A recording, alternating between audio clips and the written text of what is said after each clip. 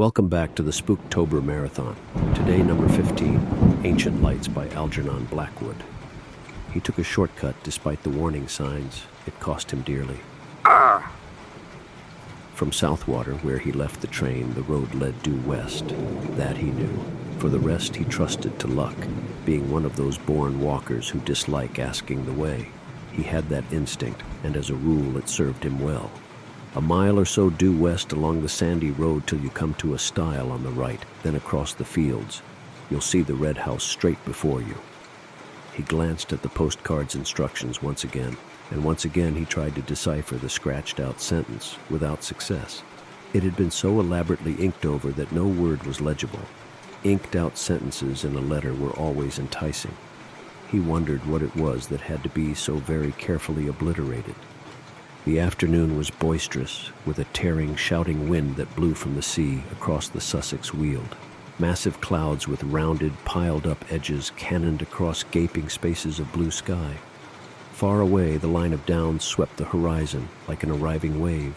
Chanctonbury Ring rode their crest, a scudding ship, hull down before the wind.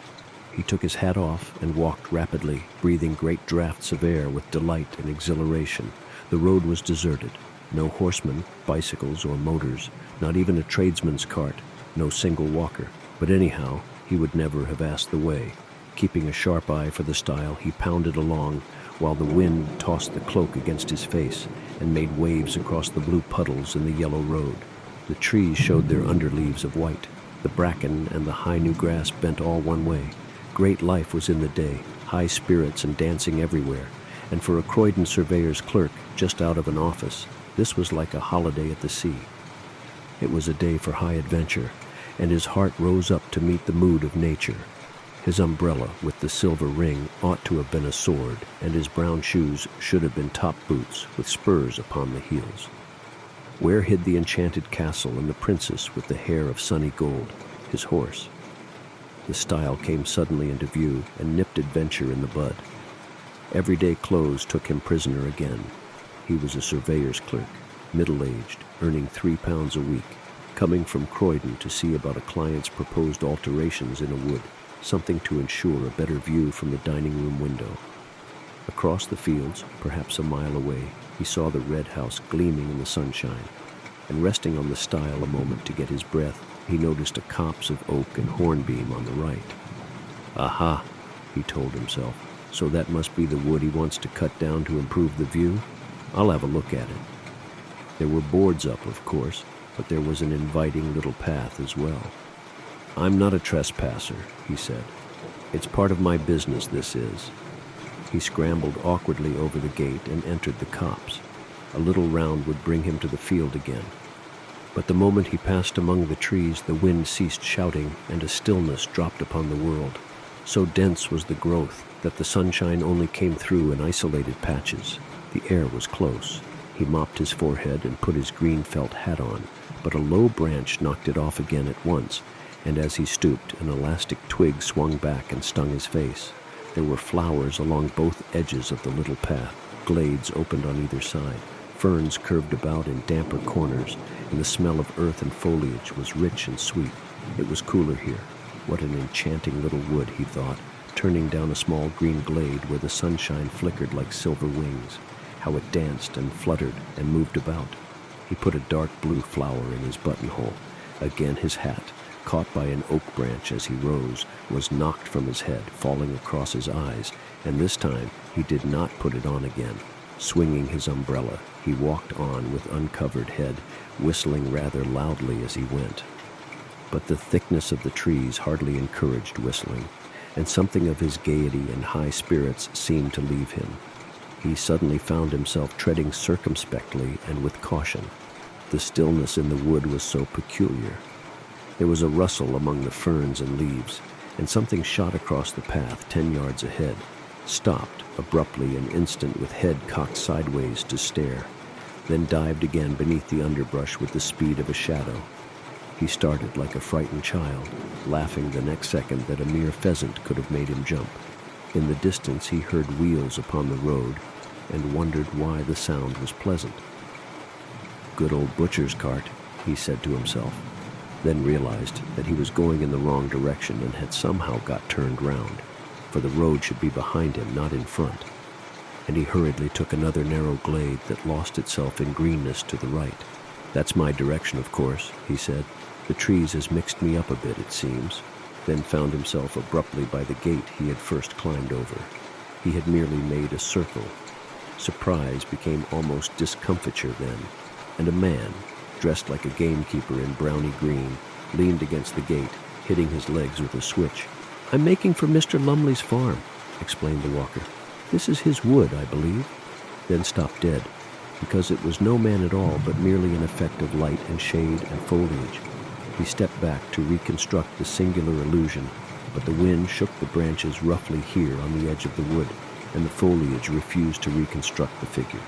The leaves all rustled strangely, and just then the sun went behind a cloud, making the whole wood look otherwise. Yet how the mind could be thus doubly deceived was indeed remarkable, for it almost seemed to him the man had answered, spoken, or was this the shuffling noise the branches made, and had pointed with his switch to the notice board upon the nearest tree. The words rang on in his head, but of course he had imagined them. "No, it's not his wood, it's ours." And some village wit, moreover, had changed the lettering on the weather-beaten board, for it read quite plainly, "Trespassers will be persecuted."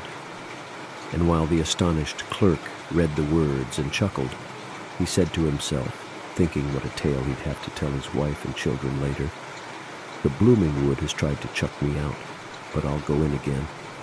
Why, it's only a matter of a square acre at most. I'm bound to reach the fields on the other side if I keep straight on." He remembered his position in the office. He had a certain dignity to maintain. The cloud passed from below the sun, and light splashed suddenly in all manner of unlikely places. The man went straight on. He felt a touch of puzzling confusion somewhere. This way the copse had of shifting from sunshine into shadow doubtless troubled sight a little. To his relief at last, a new glade opened through the trees and disclosed the fields with a glimpse of the red house in the distance at the far end. But a little wicket gate that stood across the path had first to be climbed, and as he scrambled heavily over, for it would not open, he got the astonishing feeling that it slid off sideways beneath his weight and towards the wood. Like the moving staircases at Harrod's and Earl's Court, it began to glide off with him. It was quite horrible. He made a violent effort to get down before it carried him into the trees, but his feet became entangled with the bars and umbrella, so that he fell heavily upon the farther side, arms spread across the grass and nettles, boots clutched between the first and second bars. He lay there a moment like a man crucified upside down, and while he struggled to get disentangled, feet, bars, and umbrella formed a regular net. He saw the little man in browny green go past him with extreme rapidity through the wood. The man was laughing. He passed across the glade some 50 yards away, and he was not alone this time. A companion like himself went with him. The clerk, now upon his feet again, watched them disappear into the gloom of green beyond. "They're tramps, not gamekeepers," he said to himself, half mortified, half angry, but his heart was thumping dreadfully, and he dared not utter all his thought. He examined the wicket gate, convinced it was a trick gate somehow, then went hurriedly on again, disturbed beyond belief to see that the glade no longer opened into fields, but curved away to the right. What in the world had happened to him? His sight was so utterly at fault. Again the sun flamed out abruptly and lit the floor of the wood with pools of silver, and at the same moment a violent gust of wind passed, shouting overhead. Drops fell clattering everywhere upon the leaves, making a sharp pattering as of many footsteps. The whole copse shuddered and went moving. "Rain, by George," thought the clerk, and feeling for his umbrella, discovered he had lost it. He turned back to the gate and found it lying on the farther side. To his amazement, he saw the fields at the far end of the glade, the red house, too, ashine in the sunset. He laughed then, for of course, in his struggle with the gate, he had somehow got turned round, had fallen back instead of forwards. Climbing over, this time quite easily, he retraced his steps. The silver band he saw had been torn from the umbrella.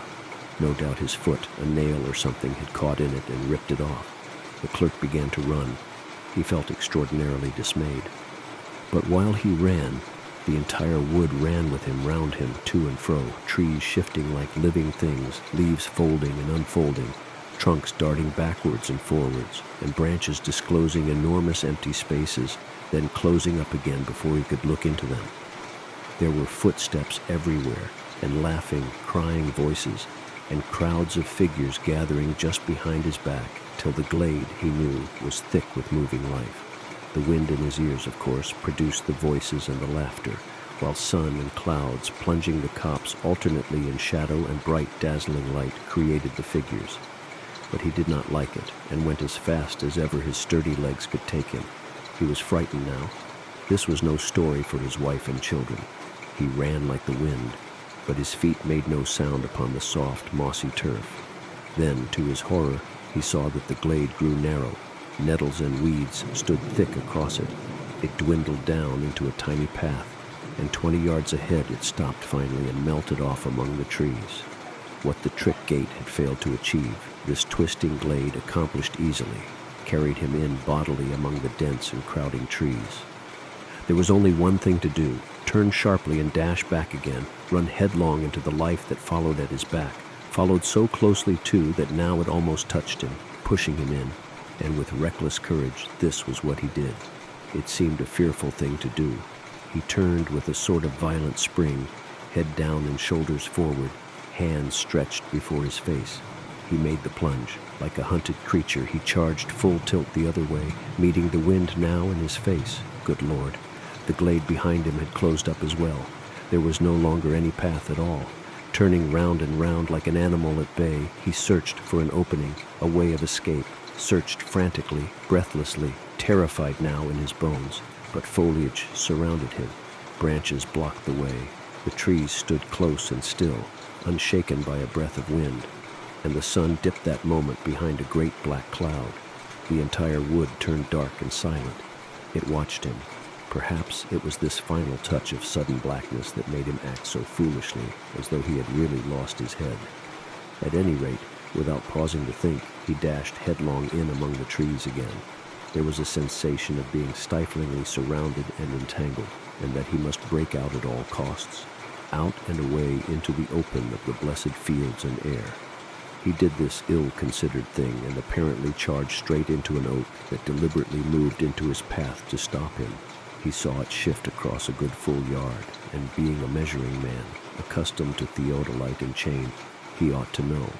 He fell, saw stars, and felt 1,000 tiny fingers tugging and pulling at his hands and neck and ankles. The stinging nettles, no doubt, were responsible for this. He thought of it later. At the moment, it felt diabolically calculated.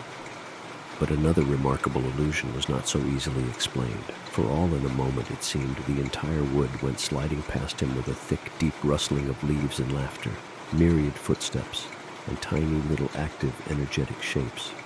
2 men in browny green gave him a mighty hoist, and he opened his eyes to find himself lying in the meadow beside the stile, where first his incredible adventure had begun. The wood stood in its usual place and stared down upon him in the sunlight. There was the red house in the distance as before. Above him grinned the weather-beaten notice board. Trespassers will be prosecuted. Disheveled in mind and body, and a good deal shaken in his official soul, the clerk walked slowly across the fields. But on the way he glanced once more at the postcard of instructions and saw with dull amazement that the inked-out sentence was quite legible after all beneath the scratches made across it. There is a shortcut through the wood I want cut down, if you care to take it. Only care was so badly written, it looked more like another word. The C was uncommonly like D. That's the copse that spoils my view of the downs, you see, his client explained to him later, pointing across the fields and referring to the ordnance map beside him. I want it cut down and a path made so-and-so. His finger indicated direction on the map. The Fairy Wood, it's still called, and it's far older than this house. Come now, if you're ready, Mr. Thomas, we might go out and have a look at it. But I don't think Mr. Thomas wants to go. And if he does, we won't find out since we just reached the end of this story. I hope to see you tomorrow for Spooktober 16. Bye-bye.